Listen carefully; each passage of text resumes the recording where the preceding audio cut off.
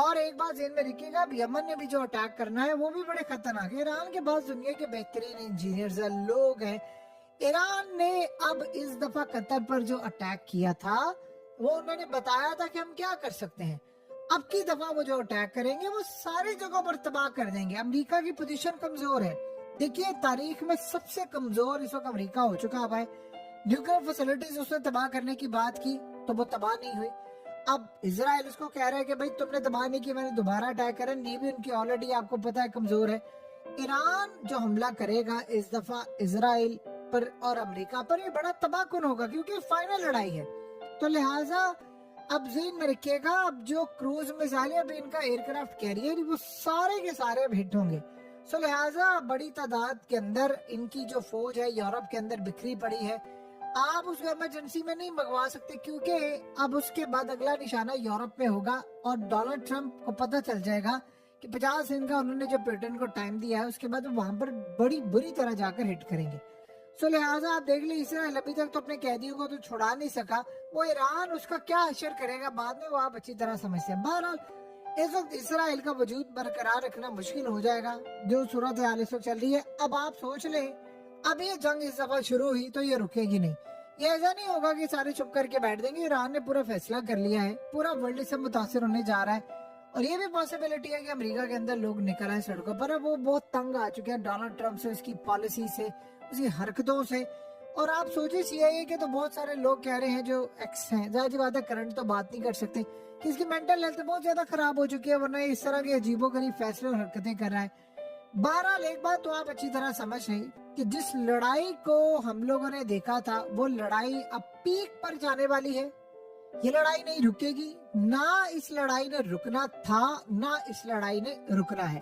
بہرحال ایک بات بڑی اہم یہاں پر سمجھنے والی ہے کہ ایران نے جو فیصلہ کیا ہے ان کو پتا ہے کہ حالات کچھ ایسے ہیں۔ دیکھیے وہ اپنی ایئر اسپیس بھی بند کرتے رہتے ہیں وقتاً فوقتاً، رات کے ٹائم بھی ظاہر سی بات ہے موسٹلی وہ بند کرتے ہیں۔ حالات ابھی نارمل نہیں ہیں، خاص طور پر نتن یاہو کا جو دورہ یو ایس کا ہوا ہے اس کے بعد تو حالات بالکل بھی نارمل نہیں ہیں۔ اور آپ کو پتا نتن یاہو کو وہ انڈر گراؤنڈ بنکر میں منتقل کر رہے ہیں، اور اس صورتحال میں انہوں نے یہاں تک کہا ہے کہ اگلے کئی مہینوں تک وہ رہے گا۔ تو اس کا مطلب ہے کہ لڑائی اگلے کئی مہینوں تک بہت زیادہ خطرناک ہونے جا رہی ہے۔ سو نیکسٹ ٹائم ہم جو صورتحال دیکھنے والے ہیں اس میں اب یہ ذہن میں رکھیے گا، جو مڈل ایسٹ کی کنٹریز ہیں انہوں نے دیکھا ہے کہ ایران نے اس دفعہ قطر پر جو اٹیک کیا ہے، سیٹلائٹ امیجز بھی آ گئی ہیں، باقی بھی امیجز آ رہی ہیں، اٹیک ہوا ہے، بڑا خطرناک ہوا ہے۔ تو کوئی یہ نہیں چاہتا کہ ہمارے ملک میں اٹیک ہو، کیونکہ اس دفعہ ایران نے جو اٹیک کرنا ہے وہ کسی ملک کو نہیں چھوڑا۔ انہوں نے دیکھیں قطر کو کیا کہا تھا، انہوں نے کہا تھا آپ پر تو اٹیک ہی نہیں کیا، آپ تو بھائی ہیں ہمارے، ہم نے تو امریکہ پر اٹیک کیا ہے۔ یعنی ان کا انڈائریکٹلی مطلب یہ تھا کہ بھائی صاحب آپ چاہتے ہیں اٹیک نہ ہو تو امریکہ کو نکالے باہر سے، یہ اٹیک کیوں دیا ہوا ہے آپ نے مسلمانوں کے خلاف؟ یعنی امریکہ اسرائیل کی مدد کرے، امریکہ مسلمانوں کو مارے، افغانستان کو مارے، عراق کو مارے، شام کو مارے، سب جگہوں پر مارے، آپ کو یہ برداشت ہے؟ لہٰذا دیکھیں اس دفعہ یہ آ رہے ایران کو مکمل ختم کرنے کے نتیجے دکھانے کے لیے کہ جی ہم وہ ارادے بھی ہمارے بڑے خطرناک ہے، نتیجہ ہم آپ کو دکھائیں گے۔ ایران ختم نہیں ہوگا، یہ آپ ذہن میں رکھیے گا۔ ایران نے ختم ہونے کے لیے نہیں بنا تھا، ان کی کئی ہزار سال پرانی تاریخ ہے، ایران نے لڑنا ہے، اور ایران کی لڑائی بڑے دم خمس کے ساتھ ہوگی۔ آپ یہ سمجھیں پورے کا پورا ملک کھا جائیں گے، تو ایسی صورتحال نہیں، ابھی بہت کچھ ایران نے کرنا ہے، تباہی کرنی ہے بڑی۔ اب اصل میں تو آپ انٹرنیشنل میڈیا کو وہاں جانے دیں نا اسرائیل کے اندر، ایران میں تو کیا تھا نا میڈیا، اور وہ آپ کی جاسوس بھی آئی تھی۔ پھر تو اس صورتحال میں آپ سب سے بڑا کام یہ کیوں نہیں کرتے کہ آپ جو ایران کے اندر اپنی جاسوس آپ نے بھیجی تھی، ایک یعنی خاص طور پر جس کو ایران نے بھی کہا کہ وہ ایک یہودی عورت تھی جو یہاں پر آئی ہے، مسلمان ہو گئی تھی اور بعد میں چلی گئی ہے، اس کی بجائے آپ نے ریئل بندے بھی بھیجے جنہوں نے کور اپ کیا سارا معاملہ، اور بعد میں ساری صورتحال کو دیکھنے کے بعد پتا چلا کہ اسرائیل میں تباہی زیادہ ہوئی ہے۔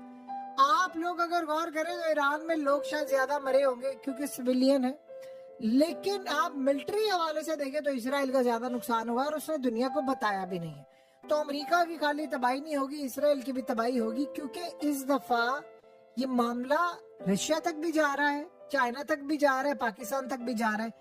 آپ ایک ساتھ سب کو دیوار پر لگائیں گے تو آپ سوچ رہے ہیں آج رشیا نے کیا کہا ہے، انہوں نے تو کہہ دیا نا کہ پھر نیوکلیر کی طرف معاملہ جا رہا ہے اور اینڈ پر یہی صورتحال ہوگی. تو آپ بتائیے کب آپ کو آخری دفعہ ایسا لگا تھا کہ سارے بڑے ممالک نیوکلیر حملہ، نیوکلیر اٹیک، ان چیزوں کی بات کریں گے؟ سو آپ اگر یہ کام کریں گے تو ایران تو پھر آپ کو چھوڑے گا نہیں. ایران کے پاس گوانے کے لیے کچھ زیادہ نہیں ہے، ان کے پاس گوانے کے لیے بہت کچھ ہے، کیونکہ ایران نے اپنے چیف کو گوا دیا ہے، ایران نے اپنے پریزیڈنٹ کو بھی، سب لوگوں کو گوایا ہوا ہے.